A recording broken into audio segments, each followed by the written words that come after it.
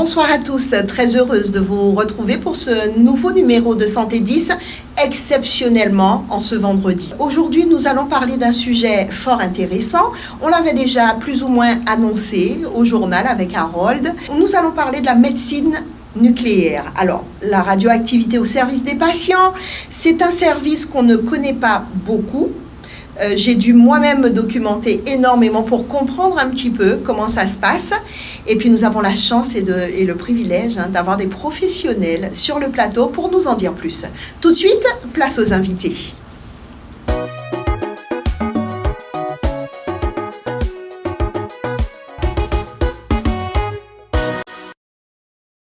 La médecine nucléaire, on en parle ce soir avec le docteur Lionel Bellia. Bonsoir docteur. Bonsoir Brigitte. Merci à vous d'être présent, merci d'avoir répondu à notre invitation. Vous êtes responsable de l'unité fonctionnelle médecine nucléaire au CHU de la Guadeloupe, mais aussi au CIMGOA. À côté de vous, Anaëlle Solvé. Bonsoir Anaëlle. Bonsoir Brigitte. Responsable assurance qualité et conseillère en radioprotection. Est-ce que c'est bien ça? C'est bien ça, oui, tout à fait. On va saluer Séverine Colombine, qui est manipulatrice en imagerie médicale et qui a été un petit peu notre référent pour préparer cette émission, puisque grâce à toute l'équipe, on a pu se déplacer et avoir des images au niveau du CHU, mais aussi au niveau du CIMGOA, qu'on va partager avec vous dans un court instant, chers téléspectateurs. Merci encore, Séverine, pour cette collaboration. Bonsoir Brigitte. Bonsoir, Madame Laetitia Désiré, préparatrice en pharmacie hospitalière. Bonsoir Brigitte. Merci d'être là. Merci. Qu'est-ce que vous êtes belle, coiffée comme ça. Merci beaucoup. Nous allons tout de suite rentrer dans le vif du sujet, docteur Bellia, le service médecine nucléaire. On a à la fois le CHU et le CIMGOA. Oui, la médecine nucléaire est en fait un service aujourd'hui qui est situé sur 2 sites. L'activité, on va dire, traditionnelle de scintigraphie se déroule dans les locaux du CHU de Pointe-à-Pitre. Et bien sûr, tout le monde connaît maintenant le centre d'imagerie moléculaire de Guadeloupe, le CIMGOA et son fameux cyclotron, qui accueille également le fameux TEPSCAN, qui est un équipement du service de médecine nucléaire du CHU de Pointe-à-Pitre. Si vous le voulez bien, on va commencer en regardant un petit peu les images que nous avons du CHU. Bienvenue dans le seul et unique service de médecine nucléaire de la Guadeloupe. Donc on se trouve au niveau de l'accueil qui est le point de départ de la prise en charge des patients qui arrivent ici. Le service de médecine nucléaire, c'est une imagerie médicale qui permet d'étudier le comportement cellulaire des êtres humains, comparé à la radio qui, elle, est une imagerie plus morphologique. Dans les services de médecine nucléaire de la Guadeloupe, on a plusieurs métiers qui travaillent ensemble. Donc on a les secrétaires qui sont à l'accueil, on a les préparatrices en pharmacie qui se trouvent dans le labo et qui préparent les produits que l'on va ensuite injecter à nos patients. Nous avons des manipulateurs. Alors ici, on est au nombre de 6 manipulateurs radio. Donc c'est nous qui injectons les patients et réalisons les examens. Puis ces examens sont interprétés par des médecins qui sont à l'heure actuelle au nombre de 3. On se trouve sur un examen de scintigraphie pulmonaire, donc dans le cadre de la recherche d'une embolie pulmonaire, où le manip là, va pouvoir injecter le radiopharmaceutique qui va nous permettre d'étudier la partie vasculaire des poumons. On se trouve au niveau du labo chaud, où on prépare et on contrôle les radiopharmaceutiques qu'on va ensuite injecter aux patients. Dans ce labo se trouvent des préparatrices en pharmacie qui sont aujourd'hui en nombre de 5 qui tournent de manière intermittente. On est en présence de Floriane, préparatrice en pharmacie. Alors, je prépare actuellement du Pulmo-6 qui va être injecté au patient afin de faire une scintigraphie pulmonaire, donc pour explorer les vaisseaux pulmonaires dans le cadre d'une recherche d'embolie pulmonaire. C'est la deuxième partie du labo chaud.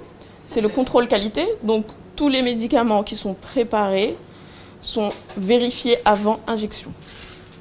Nous sommes en présence de Laetitia, qui est aussi préparatrice en pharmacie. Aujourd'hui, je fais le contrôle qualité de toutes les préparations du jour. Donc avant injection, on vérifie que le marquage a été correctement effectué et que le produit peut être injecté aux patients. Une fois les patients accueillis par le secrétariat, ils arrivent ici. Donc on se trouve en salle d'injection. Donc tous les patients sont préparés dans cette salle-là, où donc principalement ce sont les manipulateurs radio qui opèrent. Donc on injecte et on perfuse les patients ici. Nous sommes dans la salle de ventilation pulmonaire en présence de Johan, manipulateur en radiologie. Alors, comme on l'a dit précédemment, l'examen pulmonaire dans cette scintigraphie pulmonaire se déroule en deux parties. Donc d'abord, la partie de ventilation, où avec ce dispositif, on va faire respirer le patient un gaz qui est légèrement radioactif, qui est mélangé aussi à l'argon, afin d'étudier les bronches pulmonaires. Une fois que les examens sont réalisés, ils sont ensuite interprétés par les médecins nucléaires. Donc là, aujourd'hui, les médecins sont en train d'interpréter une scintigraphie pulmonaire. Donc ici, on voit sur les images de la perfusion, donc un défaut de perfusion qui est situé au niveau du lobe droit du poumon. Ici, on voit que c'est blanc. Donc ça correspond à un défaut de perfusion. Chez cette patiente, on voit aussi dans les images de ventilation, donc l'inhalation du gaz radioactif, on voit également une hypoventilation. Ce n'est pas en faveur d'une embolie pulmonaire récente, mais éventuellement d'une embolie pulmonaire ancienne. On est en train de réaliser une scintigraphie cardiaque à l'effort. Alors, le rôle du manipulateur dans cet examen, c'est d'assister le patient pendant son épreuve d'effort. Donc, comme vous le voyez, le patient marche sur le tapis. Il y a le cardiologue qui est à côté pour l'assister. Et en fait, le tapis va augmenter de vitesse afin que le patient puisse atteindre son épreuve d'effort maximale. Donc, une fois que son cœur arrive à son effort maximal, on va lui injecter un produit légèrement radioactif. Et ensuite, on va lui faire des images sur la machine d'examen pour pouvoir voir les parties du cœur qui sont vascularisées. Docteur Bélia, vous aviez l'air très fier du travail de vos collaborateurs en regardant un petit peu ce mini-reportage qui a été tourné, bien sûr, avec Séverine. Et puis, vous êtes content du résultat, visiblement. Si je suis. Vous savez, c'est un document que je vais vous demander de conserver. On va en faire une copie parce que c'est un reportage qui est tout à fait fidèle de ce qui est réalisé de manière quotidienne au CHU de Pointe-à-Pitre. Et vous avez bien vu que c'est un travail qui est extrêmement précis, pluridisciplinaire, qui demande très haut niveau de technicité. Ces personnes manient tous les jours de la radioactivité. Voilà, c'est quand même des choses qui sont très sensibles, mais grâce justement à un professionnalisme, je vais dire, vraiment très précis. Voilà, moi je suis vraiment très heureux de voir ce reportage. Je vous en remercie. En tout cas, sachez, mesdames, et bien sûr toute l'équipe du docteur Bélia, il parle régulièrement de son équipe, si bien que parfois il ne veut même pas qu'on parle de lui, il préfère qu'on parle de son équipe parce qu'il en est vraiment très fier.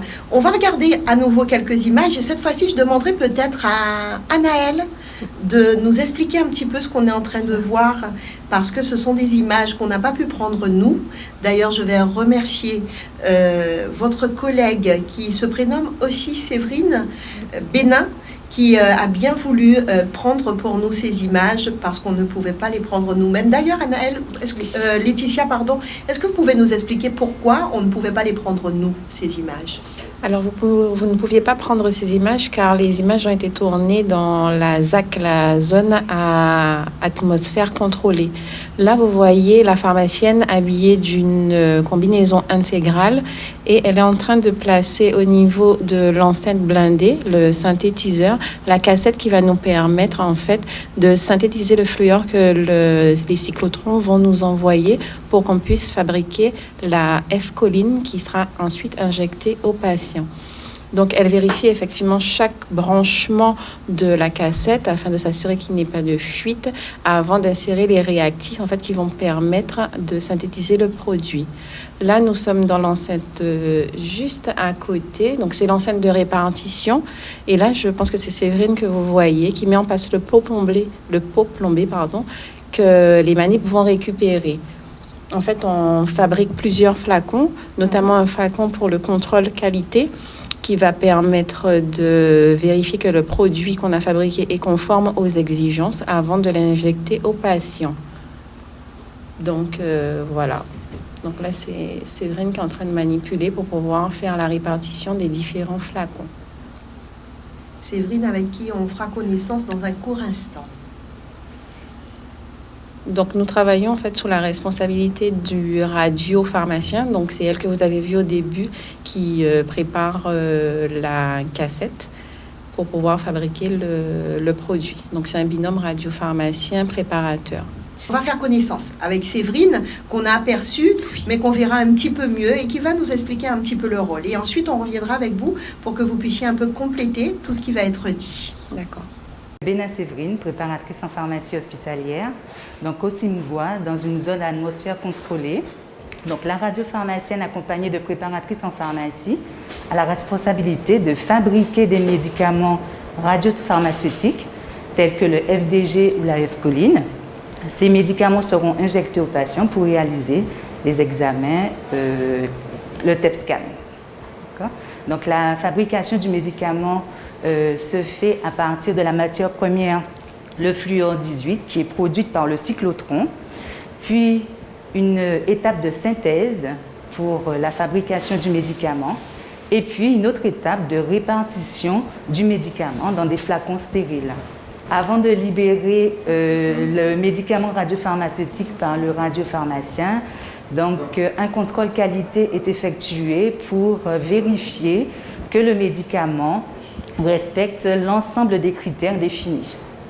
Quand les paramètres sont OK, donc le radiopharmacien délivre le médicament au manipulateur radio pour qu'il puisse prendre en charge les patients. En fait, Séverine a vraiment bien décrit tout ce qui se passe au Simgois au niveau de la ZAC. Ce qu'on peut préciser, en fait, nous sommes les seules préparatrices en pharmacie en France, en fait, à pouvoir exercer cette activité, car nous sommes uniques. Donc, c'est uniquement au Simgois, au Centre d'imagerie moléculaire de la Guadeloupe, où nous allons trouver un site sur lequel on peut fabriquer, synthétiser, donc produire la F-choline et l'injecter et avoir les images par la suite. Donc, voilà. Alors, Séverine Colombine, vous êtes manipulatrice en imagerie médicale. Est-ce qu'on peut expliquer cette fonction aux téléspectateurs ? Oui, bien sûr. Alors, le manipulateur, on le retrouve dans plusieurs milieux. On est présent en radiologie, on est présent aussi en radiothérapie, en médecine nucléaire et en imagerie interventionnelle. Le manipulateur est celui qui est le plus proche du patient, on peut dire ça comme ça ? Oui, on peut dire ça comme ça, puisqu'on les prend en charge dès le début, on les rassure. Surtout en médecine nucléaire, on les rassure beaucoup, puisque comme l'imagerie n'est pas très connue, donc du coup, ils sont et puis la radioactivité, ça fait très peur. Donc c'est vrai qu'on a ce rôle aussi de les rassurer, on les prépare, on les injecte. Oui, effectivement, on est près d'eux du début jusqu'à la fin. Docteur Bélia, le Simgois, déjà 3 ans, on a pu filmer. On va regarder quelques images et puis ensuite on va revenir sur les 3 ans du Simgois. Le patient, quand il arrive le matin, il est accueilli par la secrétaire. Donc, suivant son heure de rendez-vous, bien sûr, puisqu'il puisse arriver un peu voilà. Donc, il est accueilli par la secrétaire. Elle va le peser juste derrière là. Ensuite, quand c'est bon qu'il est accueilli par la secrétaire, nous, on a directement l'information sur l'ordi à l'intérieur. Donc, on sait qu'on peut aller l'appeler. À ce moment-là, le manip vient le chercher ici. On vérifie son identité encore une fois. La secrétaire l'a déjà fait. On vérifie son identité encore une fois et on l'installe dans un box. On a 5 box ici, donc on récupère le patient, on l'installe dans un box, on commence l'entretien. Après contrôle d'identité, on vérifie s'il est bien à jeun, parce que c'est très important. On vérifie qu'il est à jeun, on vérifie les diverses contre-indications dans les cas des femmes en âge de procréer, si elles ne sont pas enceintes ou si elles ne risquent pas de l'être. Pour ça, il faut qu'elles viennent avec un bilan sanguin qui le précise, enfin, qui le prouve. Donc, on perfuse le patient, on contrôle sa glycémie. Après contrôle de glycémie, on va préparer sa dose. Donc ici, on a toute la liste de patients et notre produit, le matin, il arrive dans ce sas. On peut ouvrir. Alors, donc le produit est reçu dans des petits flacons ici qui sont posés dans des points tungstène. comme j'ai montré, ils arrivent dans le sas juste là. Donc nous, pour l'installer, hop, on le met dans l'enceinte juste là. Ok, donc là c'est une vision de l'enceinte, de l'intérieur de l'enceinte par le dessus. Le produit est mis dans un réservoir juste ici. Lorsqu'on va faire une dose, la carapule descend ici. Elle arrive pour qu'on puisse enlever le bouchon. Juste là. Ensuite, ce filtre-là, le produit passe au travers. Là. Donc le produit est filtré juste ici. Hein. Après, donc là, c'est la carapule se remplit. On rajoute un complément avec du sérum physiologique afin que la carapule soit vraiment complètement pleine. Puis elle est pesée pour vérifier environ approximativement si j'aurai la bonne activité. Reboucher.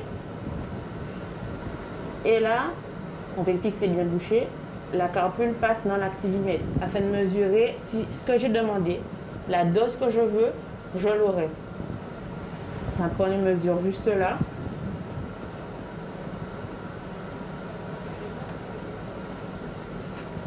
C'est bon, je peux récupérer ma dose. Donc la fiche sort avec les informations du patient, la dose qu'il me faut, à l'heure qu'il faut, nom, prénom du patient. Attention. Je récupère ma dose. Je ferme tout de suite parce que c'est très très radioactif. Je colle dessus pour bien différencier ma dose, ne pas me tromper avec un autre flacon, un autre pot. Et après, je pourrai injecter le patient. Quand la dose est prête, on va pouvoir injecter le patient. Donc là, ce sera un autre manipulateur qui va faire cela. Donc, il récupère la dose et il s'installe avec ceci. Donc, par avant plombé aussi, toujours protégé des irradiations, vu qu'on ne travaille qu'avec ça. Il y a beaucoup de patients injectés. Donc, pour éviter tout risque, choc plombé, par avant plombé. On se met auprès du patient, on vérifie d'autres fois son identité avec l'étiquette imprimée par la machine. Et là, on injecte le patient. On lui explique bien qu'il faut qu'il reste au repos. Et voilà, on met le produit, on vérifie que tout passe bien, tout est sorti. Voilà. Donc, on repart avec le paravent plombé. On jette notre seringue, enfin notre carapule. Et là, on attend l'heure. Et ensuite, quand l'heure est passée, on récupère le patient, on le déperfuse.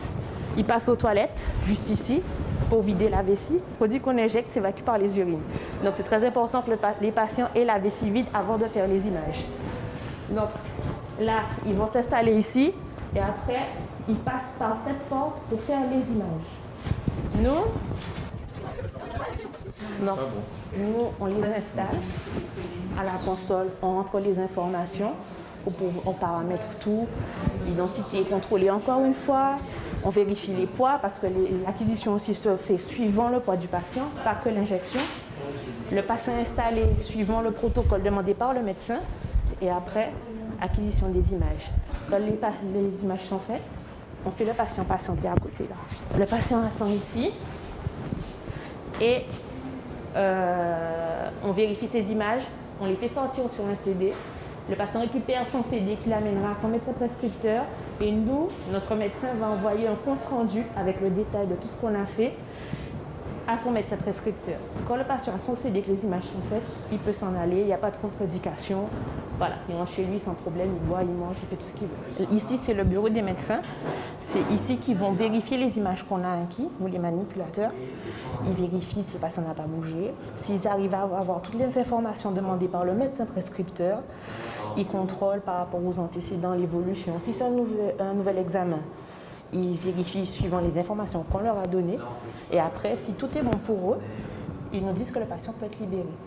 Et ensuite, ils ont le temps tranquillement de voir le compte rendu, de rédiger tout dans le moindre détail.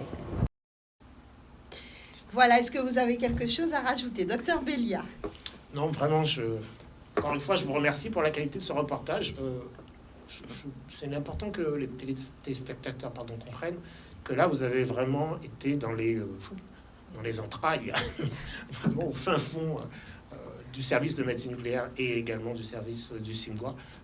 Effectivement, on a encore pu voir que c'est une succession d'actes techniques extrêmement précis, de très haut niveau. Il a été dit tout à l'heure quelque chose de très important. Vous savez, le modèle qui a été choisi en Guadeloupe quand nous avons créé le Centre d'imagerie moléculaire de Guadeloupe est un modèle unique en France, puisque nous avions à l'époque compris qu'il fallait choisir un fonctionnement en PUI, c'est-à-dire avec une pharmacie à usage intérieur, d'où la présence des préparateurs. Et ce qui a été dit tout à l'heure, c'est vrai que c'est l'un des rares sites en France sur lequel vous avez des préparateurs en pharmacie qui sont amenés à injecter des médicaments fabriqués directement à partir de leur propre cyclotron.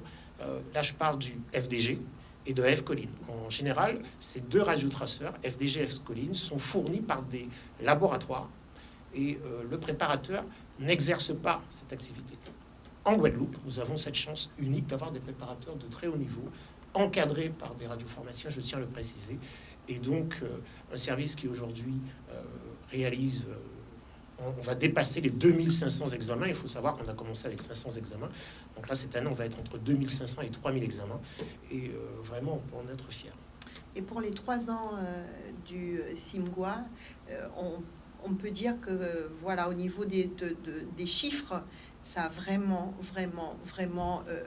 peut-être pas doublé, mais même quadruplé. Écoutez, j'ai noté les chiffres là pour ne pas les oublier. 2018, 590 patients.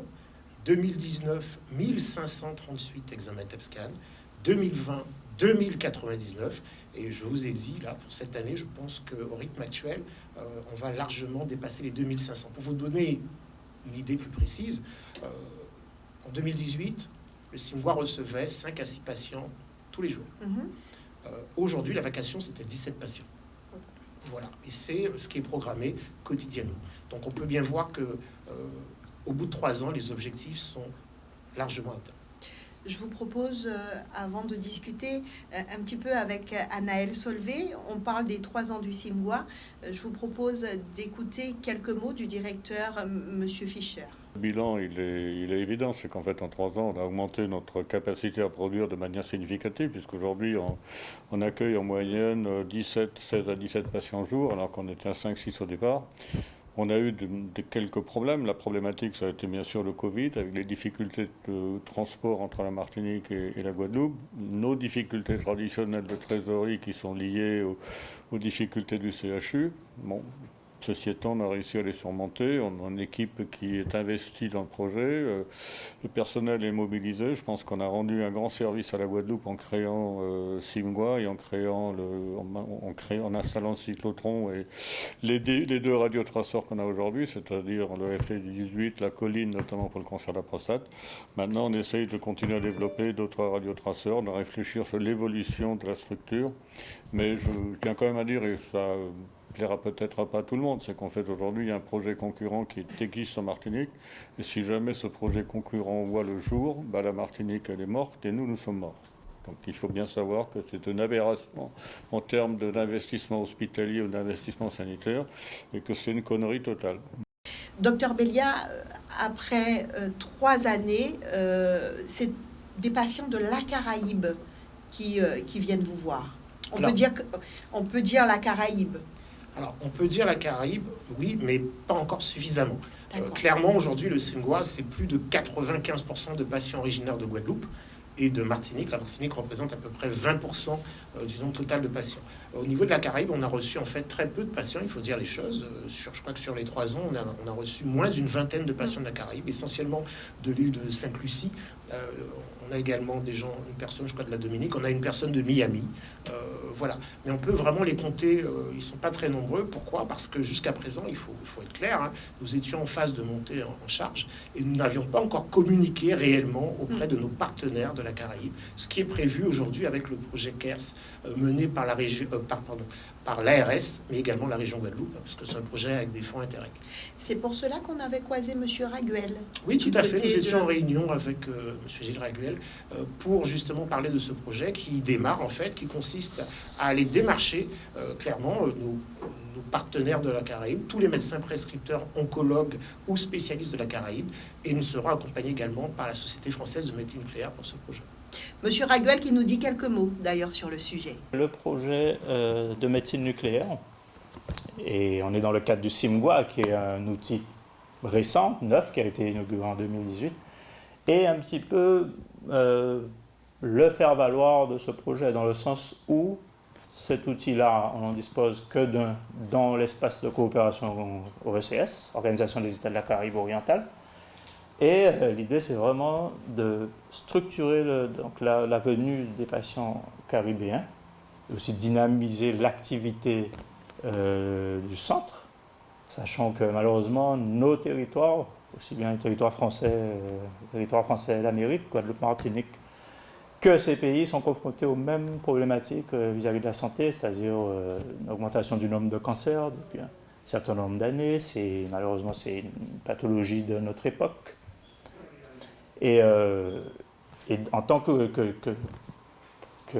seul instrument de la zone, le CHU de Guadeloupe, puisque quoi qu'il en soit derrière, c'est le CHU de Guadeloupe, peut vraiment bénéficier d'un vrai faire-valoir, malgré le contexte difficile qu'on connaît, mais en tout cas cet outil-là, déjà du fait de sa proximité avec l'aéroport, puisqu'il est à 2 pas de l'aéroport, et dans ce cadre-là, on peut vraiment envisager de faciliter l'accès de ces patients. Et c'est le moment pour nous de faire un petit peu connaissance avec Anaëlle Solvé, responsable assurance qualité, conseillère en radioprotection. Moi, sincèrement, quand je lis tout ça, je ne comprends pas. Il faut nous expliquer. Ce sont de grands mots, effectivement, mais nous expliquer un petit peu votre fonction. Double fonction peut-être, oui, d'ailleurs. Voilà, c'est une double fonction. Déjà, pour la partie qualité, en fait, la qualité, c'est un service support. C'est-à-dire qu'on apporte du support aux différents services de la société, sachant qu'on a le secteur cyclotron, le secteur synthèse, le secteur contrôle qualité, le secteur imagerie médicale. Donc le but, c'est d'assurer finalement que la production, la partie fabrication du médicament, en partie venant de la fabrication de la matière première jusqu'à la synthèse du produit, du contrôle qualité, vont être assurés de manière à garantir que le produit qui sera fabriqué sera de la qualité requise, c'est-à-dire aux critères finalement qui sont spécifiques aux produits concernés, et qu'on va respecter les requis réglementaires.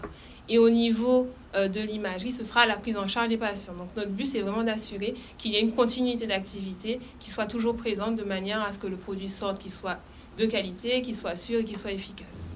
Alors ça, c'est pour la partie assurance qualité. Assurance qualité. Voilà. Et pour la partie conseillère en radioprotection? La radioprotection, finalement, on travaille finalement, comme l'a expliqué Dr Bélia, Séverine et Laetitia, dans un milieu où on est confronté au rayonnement ionisant avec la radioactivité. Donc le but, c'est d'assurer que le personnel qui évolue dans ces locaux soit le moins exposé possible, en tout cas dans les actions qu'il mène tous les jours, puisse éviter de recevoir trop de doses, et aussi assurer finalement la sécurité et la préservation de l'environnement. Aujourd'hui, si quelqu'un est contaminé, alors je ne sais pas si on dit décontaminé, mais enfin, vous comprendrez, chers téléspectateurs, est-ce que vous, en tant que CRP, est-ce que vous êtes en capacité de décontaminer, entre guillemets, la personne? Oui, puisque finalement, on a une attestation de conseiller en radioprotection où on a une partie qui est forte concernant la réglementation, mais qui consiste aussi à cette partie pratique qui nous permet justement d'assurer des fonctions de décontamination, qu'elles soient corporelles, surfaciques, vestimentaires. C'est-à-dire qu'on va mettre en place des actions qui vont permettre de réduire le taux de radioactivité, voire l'éliminer au plus que l'on puisse le faire. Alors, mesdames, si une patiente est enceinte, comment ça se passe? Ça ne doit pas arriver déjà, puisque les patientes en âge de procréer, on leur demande justement de réaliser une prise de sang. Et si cette prise de sang est positive, l'examen ne sera pas réalisé. Tout simplement. Tout simplement. Docteur Béliard, on a quelques questions des téléspectateurs qui nous ont laissées sur les réseaux. On a Joël de Saint-Claude qui demande de lui expliquer exactement qu'est-ce que c'est que le cyclotron. La radioactivité que nous utilisons, elle est de demi-vie courte. Ça veut dire que le but est que cette radioactivité soit éliminée très rapidement du corps humain. Le patient est injecté avec un produit radioactif qui nous permet de diagnostiquer, de faire cette image en quelques heures. Donc cette radioactivité, habituellement, nous était envoyée de France dans ce qu'on appelle des générateurs de technétium. C'était des produits ionisants qui ont des demi-vies de plusieurs heures. En général, la demi-vie du technétium, c'est 6 heures. Concernant le TEP-scan, par contre, c'est une imagerie qui est beaucoup plus précise, avec des rayons ionisants beaucoup plus énergisants, d'accord, puisqu'on a un niveau de radioactivité qui est bien supérieur. Donc, on comprend bien que comme la radioactivité est supérieure, il faut que la demi-vie soit encore plus brève. Donc, on a besoin de fabriquer ce rayonnement sur place, et c'est le rôle du cyclotron. Donc, en fait, le TEP-scan ne peut pas fonctionner sans le cyclotron. Le TEP-scan ne peut pas fonctionner si on n'a pas utilisé un traceur adapté au TEP-scan, et ce sont des traceurs de demi-vie très courtes, et donc idéalement produits par un cyclotron sur place. Maintenant, il existe de nouveaux types de générateurs, notamment on parlait du rubidium ou du gallium par exemple, qui sont des petites structures qui permettent de fabriquer des traceurs de demi-vie très courtes, sans cyclotron. C'est une nouvelle technique que nous allons d'ailleurs implémenter au CIMGOA dans les, je ne vais pas dire dans les mois, mais peut-être dans les 2 ou 3 ans qui viennent. Des projets. Justement, dans les petites recherches que j'ai pu faire, j'ai trouvé qu'effectivement le TEP-scan ne pouvait pas fonctionner sans le cyclotron. En revanche, le cyclotron peut fonctionner sans le TEP-scan. Par exemple, pour la recherche. Le cyclotron, c'est un accélérateur de particules. Donc c'est en fait une machine qui permet de fabriquer de la radioactivité, mais qui permet aussi de bombarder des cibles. D'accord ? On parle donc de recherche en ciblerie. Voilà. Le cyclotron de Guadeloupe aujourd'hui, il a été vraiment préparé pour faire de l'imagerie santé, mais on va également faire de la recherche sur des nouveaux traceurs, des traceurs qui pourraient être utilisés notamment dans le cadre des maladies neurodégénératives, en cardiologie. Bref, il existe plus de 2000 traceurs possibles que vous pouvez obtenir avec un cyclotron. Donc vous voyez bien que oui, des projets de recherche, on peut vraiment prétendre en faire. Maintenant, encore faut-il avoir les moyens. De les faire. On va en parler tout à l'heure, justement, des moyens. Marie-Céline de Capester de Marie-Galante demande comment ça se passe. Le cyclotron, on ne rentre pas dedans.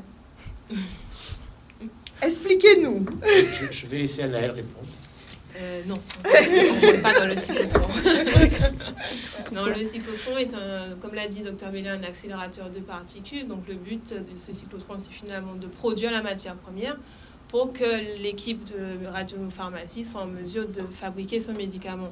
Donc le seul équipement, entre guillemets, où on pourrait dire où le patient rentre dedans, c'est le TEP-scan. Parce que finalement, il y a aussi quand le cyclotron fonctionne, il génère beaucoup de rayonnement. On ne peut pas justement recevoir qui que ce soit dans cette pièce pendant que le cyclotron tire. Donc, alors vous savez, quand on a reçu cette question, j'aurais pu dire, de toute façon, vous allez expliquer, donc on ne va pas la poser. Mais non, parce que toutes ces personnes qui regardent Santé 10 ont besoin de comprendre. Pour certains, ils pensent que le cyclotron, c'est un appareil où on va nous faire un examen, où on va rentrer dedans.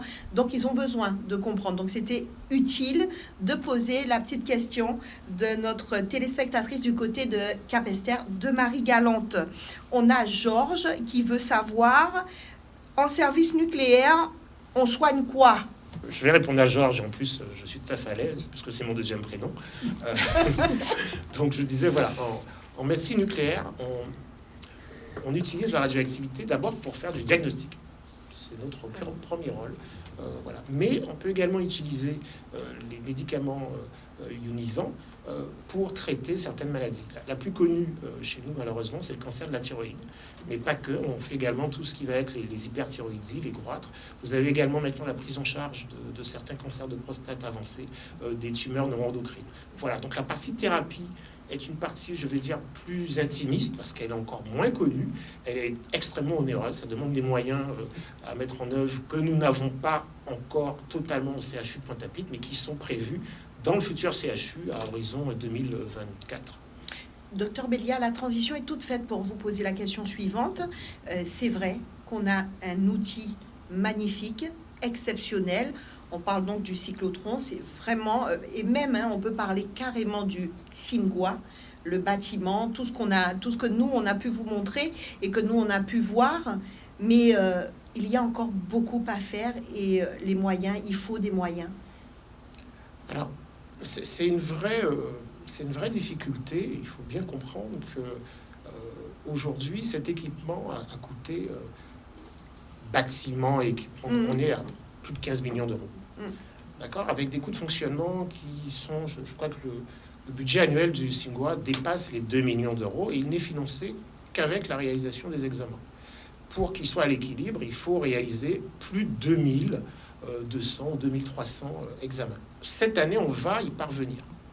Mais il faut bien comprendre que le montage qui est fait, c'est qu'aujourd'hui, c'est le CHU de Pointe-à-Pitre qui est le seul et unique client du SIMGUA. Donc les difficultés du CHU impactent de manière automatique sur celle du SIMGUA.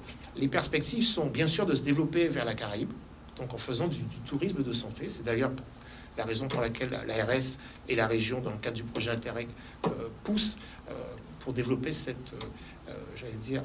axe-là. Mais il faut également qu'on ait clairement en tête qu'aujourd'hui, le SIMGUA, on réalise 17 examens. Il est prévu, on avait encore une réunion aujourd'hui pour passer à 25 examens par jour. Donc, en fait, on va arriver à saturation. On l'avait déjà dit, l'activité va crescendo. Et donc, il va falloir, si on veut vraiment être serein, avoir une deuxième caméra TEP à horizon un an et demi à tout casser. Quand on parle de moyens, on parle effectivement, on parle d'argent parce qu'il faut acheter du matériel, mais on parle aussi de moyens humains au niveau des professionnels. Alors, clairement, le recrutement des praticiens hospitaliers en médecine nucléaire est quelque chose d'aujourd'hui de très compliqué, puisque vous avez moins de 700 médecins nucléaires en France. Ils sont très intéressés pour venir travailler en Guadeloupe, il faut dire les choses, mais il va falloir, entre guillemets, leur donner des conditions de travail idéales, ce que nous n'avons pas aujourd'hui, il faut le dire. Encore une fois, nous sommes vraiment très, très durement impactés par les difficultés actuelles de la structure. Nous avons hâte d'avoir le futur CHU. Concernant maintenant la partie radiopharmacie, les préparateurs, on va dire qu'on peut encore espérer augmenter l'équipe de manière assez facile. Par contre, au niveau des radiopharmaciens, c'est une vraie difficulté. Il va falloir qu'on recrute également à horizon très très proche. On a une jeune téléspectatrice qui s'appelle Clara du Gosier qui demande c'est quoi le cursus scolaire pour être préparatrice en pharmacie hospitalière. Alors avant d'être préparatrice en pharmacie hospitalière, on a 2 ans pour préparer en fait le brevet professionnel de pharmacie pour pouvoir travailler en pharmacie d'officine et 1 année supplémentaire de spécialisation à la pharmacie hospitalière où il y a différents UF, on peut pas travailler en onco, en nutrition parentérale, en fait c'est assez vaste. Donc, je suis très contente de savoir que nos jeunes suivent cette émission et posent des questions. Ça veut dire que peut-être que Clara a une idée, a envie de... Et c'est très, très bien. Vraiment, c'est très, très bien. On a Marie-Hélène qui demande, est-ce que chez vous, vous faites la chimio en médecine nucléaire? Alors, non. Clairement, en médecine nucléaire, on ne fait pas de chimiothérapie. Nous avons, comme je le disais, la possibilité de faire de la radiothérapie interne vectorisée. Bref, c'est un terme un peu barbare qui signifie qu'en fait, on peut traiter certaines maladies avec des isotopes, mais ce n'est absolument pas de la chimiothérapie. Et ça nécessite d'avoir des chambres plombées, ce que nous n'avons pas aujourd'hui au CHU de Pointe-à-Pitre. Mais on aura 2 chambres plombées dans le futur CHU. Très bien. Mesdames, vous savez qu'on arrive déjà à la fin de notre émission. Et oui, 1 heure, ça passe très très vite. Nous allons faire un petit tour parce que Il est vrai que je prépare cette émission, mais ne maîtrisant pas forcément ce que vous vivez au quotidien dans votre travail, donc peut-être qu'il y a des choses importantes que vous devez nous dire et sur lesquelles je ne vous ai pas lancé. On va faire un petit tour et n'hésitez pas, dites-nous, informez-nous. On va commencer par le docteur Bélia. Allez, les hommes d'abord. Écoutez, moi, si je devais garder une idée en tête, c'est de vraiment faire comprendre qu'aujourd'hui en Guadeloupe, nous avons un outil de très haute technicité. Nous avons une spécialité, la médecine nucléaire, qui est encore fort méconnue, mais qui est également très technique. Et que moi, je suis très fier vous l'avez dit tout à l'heure, moi, je suis très fier de cette équipe. Alors, ce n'est pas mon équipe, c'est l'équipe à la fois du CHU, mais également du CIMGOA, parce que ce sont deux équipes qui fonctionnent en permanence ensemble. Et je crois vraiment que c'est ce qu'il faut retenir, c'est que nous avons en Guadeloupe la capacité, nous avons les compétences pour prendre en charge notre population dans les meilleures conditions en médecine nucléaire. Et j'espère que nous serons accompagnés par les décideurs de manière à encore développer notre spécialité. Je terminerai juste par un mot. Il y a des choses qui ne vont pas en médecine nucléaire. Je vais vous donner un exemple. Aujourd'hui, nous étions en réunion et on faisait le bilan des demandes d'examen. Si un patient demande une scintigraphie, si un médecin demande une scintigraphie cardiaque aujourd'hui, on ne peut pas la réaliser avant 10 mois. C'est-à-dire que... On peut expliquer pourquoi? Parce que suite au Covid, clairement, vous avez un certain nombre d'examens qui ont été décalés, des prises en charge qui ont été décalées. Et aujourd'hui, là, par exemple, la scintigraphie myocardique a un tel essor, il y a une telle explosion des demandes que nous ne sommes pas en mesure de réaliser tous les examens qui nous sont demandés actuellement. Et on a une file active de patients de plusieurs centaines. Pour répondre à cette demande, il faut quoi? Il faut que nous ayons des cardiologues qui viennent sur place. Vous l'avez vu, on l'a bien vu dans le reportage, il y a une partie épreuve d'effort. Et donc, on a besoin de cardiologues qui viennent travailler avec nous in situ dans le service pour faire davantage d'épreuves d'effort. On a besoin de faire des examens en nombre plus important. Et donc, on a besoin d'avoir des préparateurs, des manipulateurs et d'avoir une démarche qualité stricte. Parce qu'Anaël n'a pas insisté, mais dans l'espace de 10 ans, ça fait 10 ans que je suis au CHU, on a été contrôlé 6 fois par l'autorité de sûreté nucléaire, toujours avec des satisfecit. 2 fois au CIMGOA, et là je remercie Madame Anaël Solvay, puisqu'on a toujours eu des satisfecit. Ils ont même dit, la HAS, ils ont dit que le service du CIMGOA était topissime et que c'était la médecine des années 2050. Donc voilà, c'est ce que je souhaite que... en tout cas, c'est ce qui pourrait permettre de pallier aux problèmes rencontrés actuellement. Du personnel, des cardiologues, des médecins, des préparateurs et surtout des petits moyens. Vous savez, dans la démarche qualité, on compare souvent la médecine nucléaire. La démarche qualité, en fait, est issue de l'aviation civile. Pourquoi? Parce que dans l'aviation civile, vous avez des checklists. On s'est rendu compte que ça évitait de faire des accidents, d'avoir des gros pépins. Vous avez plusieurs équipes qui interviennent autour d'un avion. Bref, c'est quelque chose de très pointu. La médecine nucléaire se calque à ça. Donc, encore une fois, nous pourrons continuer à croître et à développer, à réaliser, à donner un service aux patients guadeloupéens que si tous ces éléments sont mis bout à bout et que vous n'avez pas vraiment de carence, de lacunes. Là, je prendrai l'exemple de l'informatique. On dépend à 100% de l'informatique. Donc, quand il y a un problème informatique, toute la chaîne est bloquée.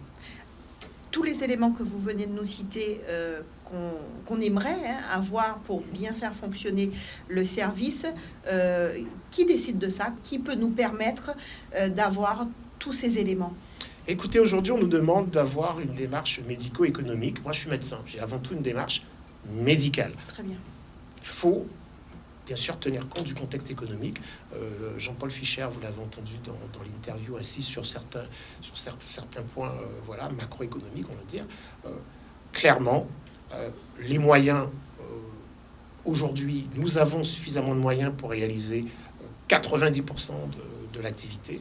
Si on veut continuer à croître et faire toutes ces personnes qui sont en attente, on a vraiment besoin de très peu de choses. 1 ou 2 médecins, un radiopharmacien, 1 ou 2 préparateurs en pharmacie. Voilà, et tout de suite, on pourrait décoller. Donc ça, ce sont des décisions au niveau institutionnel. Donc voilà, le message est passé régulièrement et j'espère qu'on sera entendu. Il faut bien garder à l'esprit que dans le futur CHU, il est quand même prévu d'avoir tous les équipements et tout l'espace nécessaire.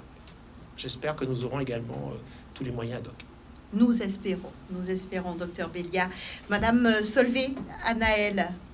Alors si je devais dire un petit mot pour conclure, je dirais déjà que la qualité, c'est pas forcément, on va dire, un métier facile, puisque finalement on est souvent assimilé aux gendarmes, la radioprotection c'est pareil. Néanmoins, je pense qu'en 3 ans, là, je peux dire, et je tiens forcément à le dire ici, c'est que les équipes ont fait du très bon travail.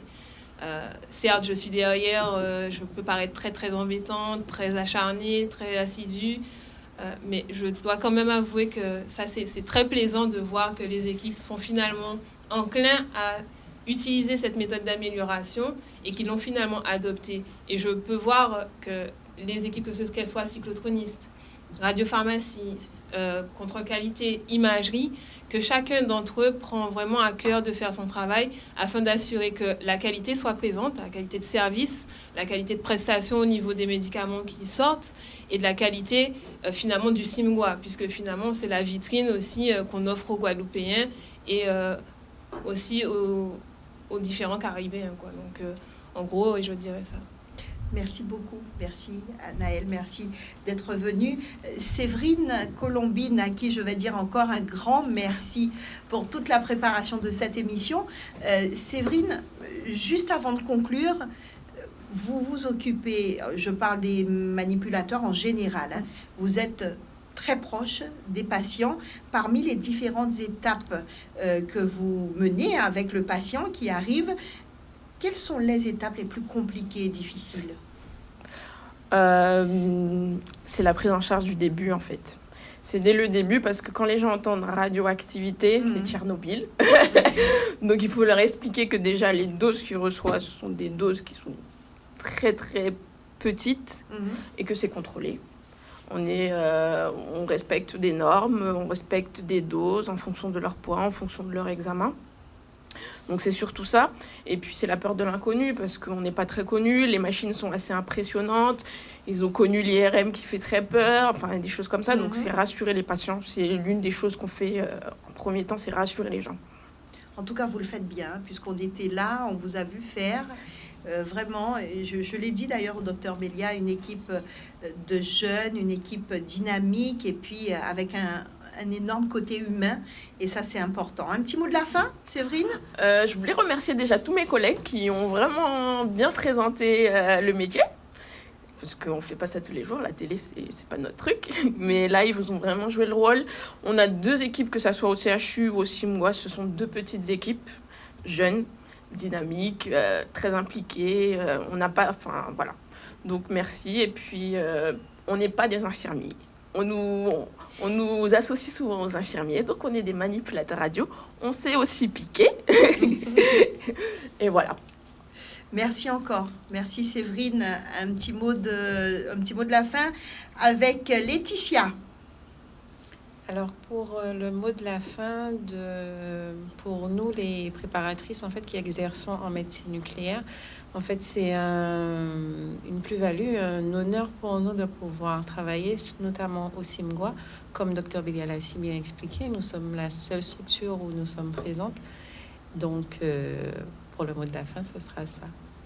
Merci à vous, merci d'être venu. Alors, nous ne sommes peut-être pas toutes ces grosses télés qui viendront vous visiter, qui vont parler de vous pour les 3 ans du CIMGUA, mais on a prévu de vous préparer cette petite émission sur un support qu'on va vous offrir et que vous allez garder et que vous allez partager avec vos collègues.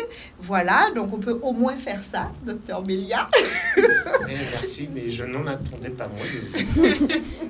Merci à vous. Merci pour cette belle émission qu'on attendait depuis, je dois vous dire, depuis 1 an. On attend cette émission et nous sommes vraiment ravis. Merci Dr Bélia, merci Madame Solvay, merci Séverine, merci Laetitia.